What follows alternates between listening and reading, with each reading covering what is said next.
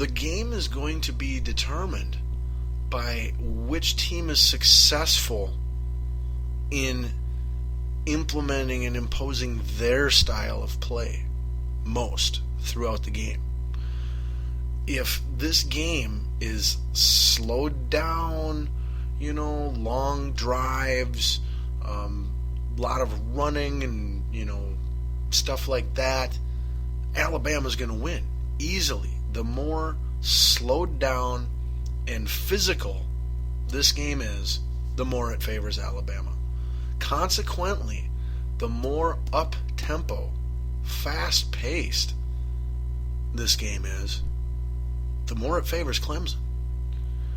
And so that's going to be your determining factor. Who can impose their style better throughout the course of the entire game? That's going to determine who wins. Now, common sense, one would think that the Alabama style should, more often than not, beat the Clemson style when they face head-to-head and have equal talent. That being said, I'm pulling for Clemson all the way. Clemson's went 14-0, and nobody has given them any props. Nobody knows anyone on their team other than the quarterback. They're one of the few teams I've seen in many past years that can legitimately have the gripe of no one believes in us. No one thinks we can do this. It's us against the world. You hear teams do that all the time, and more often than not, it's a lie. It's selective hearing. But this is not that case. It's the truth. Nobody has been watching Clemson. Nobody respects Clemson. Nobody gives Clemson any real chance to beat Alabama. And so I think that's going to make the difference. And generally, I don't go intangibles. I go talent. I go facts. I go statistics. I go common sense. But my ultimate pick, I picked the winner of the Oklahoma-Clemson game to win the national title. So I'm not changing my pick. But I might have picked Oklahoma to win that game. But I am picking Clemson to beat Alabama. I think Alabama is going to come out, and I think they're going to be a little flat. Again, a lot of those guys are just there as, it's the minor league. It's the D League of the NFL. Like, that's why I went to Alabama, because I'm going to be an NFL player, but I got to spend a couple years here. And then based off of what I accomplish here, that'll determine, my location and paycheck size, in a couple years when I am employed by an NFL team. So I think you've got so many people on Alabama looking out for number one and not really caring about team success the way that Nick Saban cares about the success of the team. And then coincidentally, or consequently, conversely, on the other side, you've got the exact opposite. You have got a group of 53 kids that all got each other's back, lean on each other, believe in each other, and are determined to accomplish this and be successful together as a group. Whereas Alabama, like I said, most of their players are just going out there and trying to put one final, this is the national championship. So if you've got NFL draft aspirations, you put a good game on tape in the national championship game, you just moved up a round or two. Like, if you were being looked at as a 4th or 5th or 6th round pick, you're being looked at as a 2nd rounder if you put a good national championship game on tape for all the scouts and GMs and owners and everybody and coaches to look at throughout the drafting process. So, like I said, style-wise, I would take Alabama. Some of individual parts, I would take Alabama. Or I should say just all the individual parts added together, kept individual. I'd take Alabama. But we take up all the ingredients and we add them together from a team standpoint, and I think Clemson is bringing more to the table as a team than Alabama is. I think this means everything to Clemson. It's coaching staff, the university, the student body, and of course the players. Alabama, Nick Saban's already got a bunch of titles. These players, as I said, for the most part, are looking to go to the NFL. They're not really all that concerned with their college football legacy that they leave behind at Alabama. And I think that unity and that drive is going to be the deciding factor and result in a Clemson win over Alabama. This game is very much a coin flip. You know, both of these teams are great. Either team could win this game in close fashion. Either team could win this game in convincing fashion. And so when everything's equal like that, that's when you look to the intangibles, to the it factor, to that, you know, that who's got that willpower, who's got that drive to succeed, you know, and not be denied. And that's where I think Clemson edges out Alabama this coming Monday at 7:30 p.m. Central Standard Time on ESPN to become the national champions for the 2015-2016 college football season. Technically be the 2015 college football season for the most part. So, yeah, I think that's it. I think that's it for college football spew. Oh boy. Oh no, there is one more college football spew. Somewhat local news in Division 2. At least I think it's Division 2. It might even be Division 3, but I think it's Division 2. The North Dakota State University Bison football team, who lost like their first or second game of the season this year to like lowly Montana, I want to say. We broke that story when it happened here. They, lo and behold, made it to the championship game yet again. And so they will be going for not their first, not their second, not their third, not their fourth, but their fifth Division II college football championship in a row. In a row. Consecutively. One for the thumb.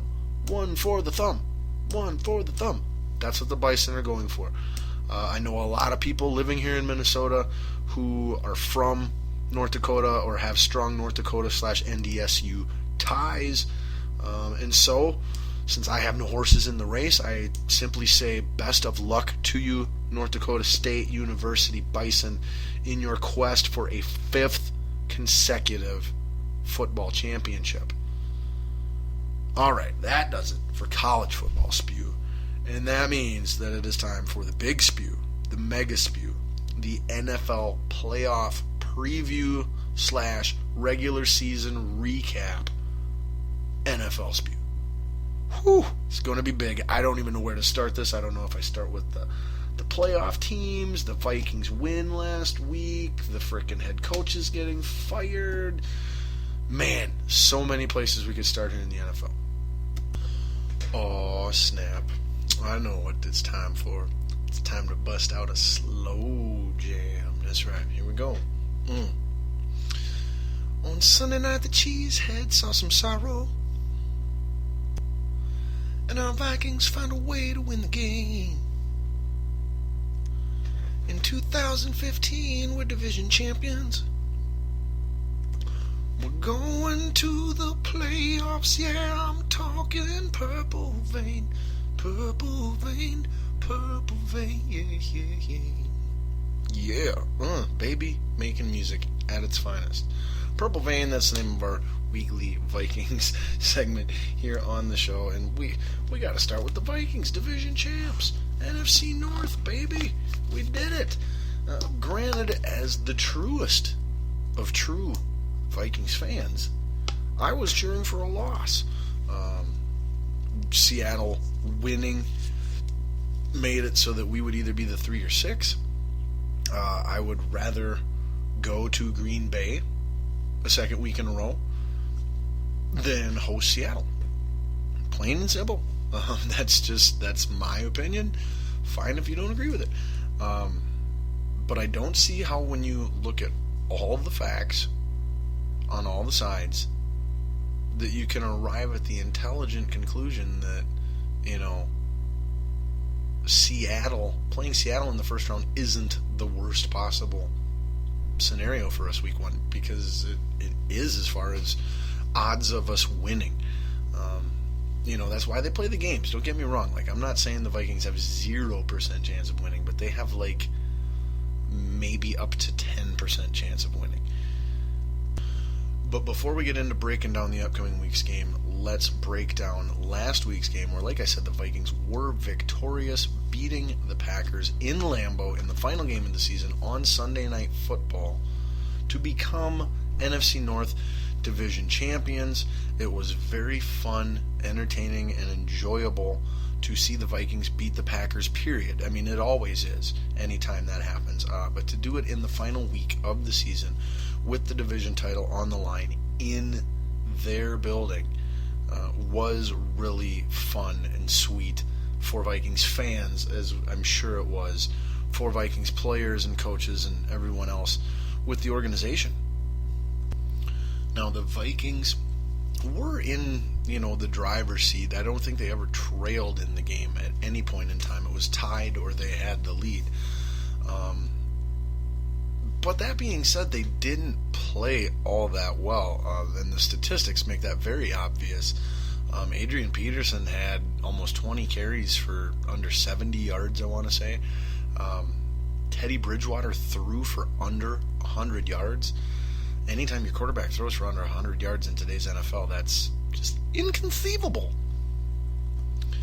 They were fairly healthy going into this game. As far as Anthony Barr, Harrison Smith, Linval Joseph was still out with injury. But we did lose a very, very key, underrated, underappreciated element and piece of our offense, which is not our strength either. So not a place you want to be losing pieces from.